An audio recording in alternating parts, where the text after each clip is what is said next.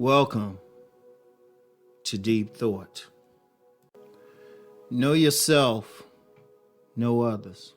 You know, there's for those who've read the legendary book, treatise, whatever you want to call it, The Art of War by Sun Tzu.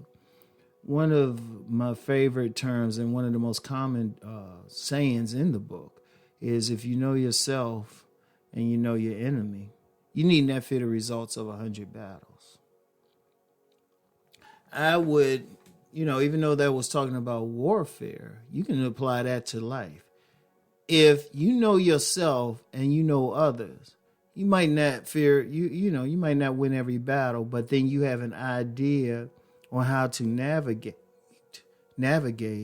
different situations. See, one of the things is, first, most people don't know themselves. In ancient Kemet, otherwise known as Egypt, a very prominent saying was, know thyself.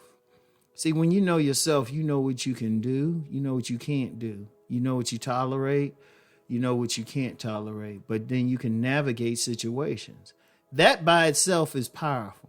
A lot of people don't know themselves. A lot of people, I will get young men and women who will hit me up and they say, I don't know what I want to do. I don't know this or that. And I don't tell them to do anything. I say, okay, really think about what you enjoy.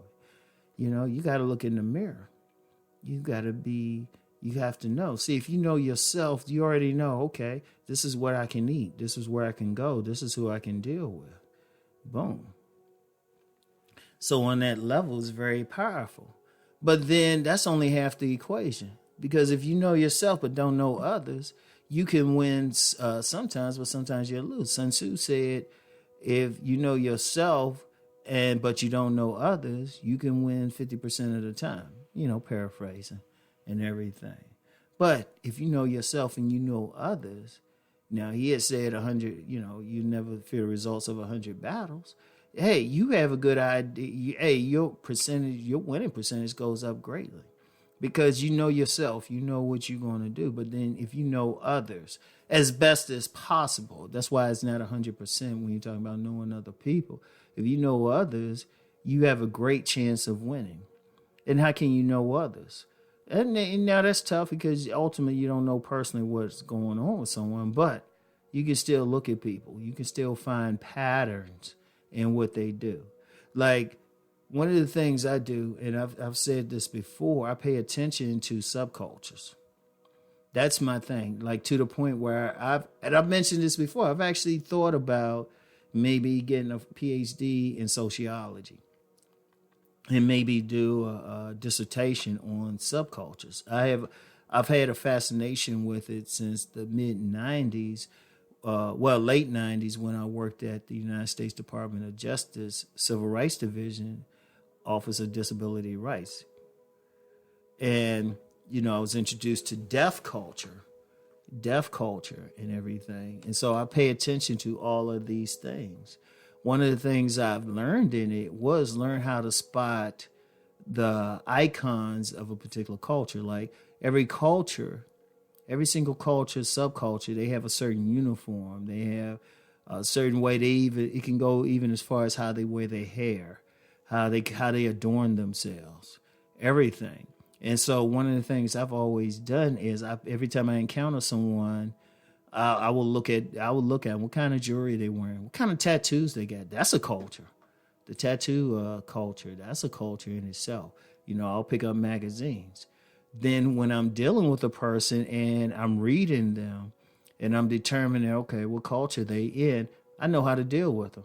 First of all, I know how I, in general, are going to respond to that culture. I know myself. I know there's some, I'm just going to be real. I'm still human. So there's some cultures, subcultures I prefer not to be around. Some people, if they're getting off a certain vibe, giving off certain signals, clues as to where they are culturally, already know it's like, okay, I'm going to be nice. I ain't going to be mean to them, but I can only deal with them on a certain level. And then others, of course, I can deal with them on a better level. But that's because I learned as best as I can. And then that's just with like strangers. If you know yourself and you take time to get to know the people who are around you, like it could be in your family especially, but your friendship network, where you work, any place, any social circle, the more you know them, the better it goes. And any conflicts are inevitable, and they not necessarily mean fighting, but just a different of opinion. You already know what to do to resolve the conflict because you know yourself and you know them, or at least you're trying to get to know them, you know? And that's one of the things. And indeed, shoot, it can even take it to another level where you have empathy.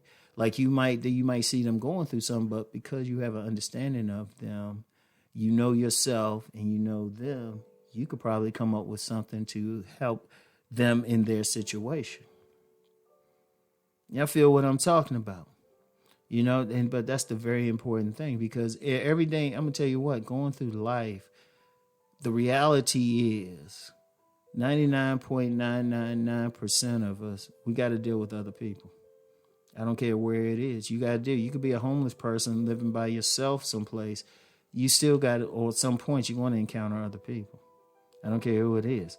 In business, whatever. You got to deal with, that's one thing. And we're all connected in that way. We still have to deal with each other.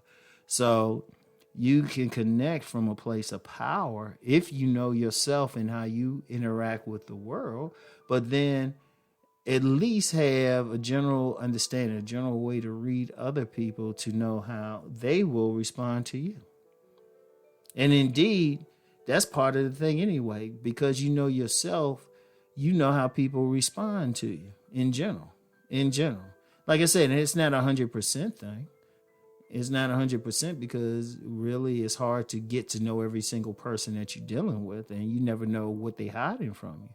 But if you still have a general idea, it lets you know. Like I've had some friends, we got a difference of opinion on like maybe some political matters, even some spiritual matters. But because knowing myself and knowing them, you knew not to discuss that. There's certain things you knew not to discuss.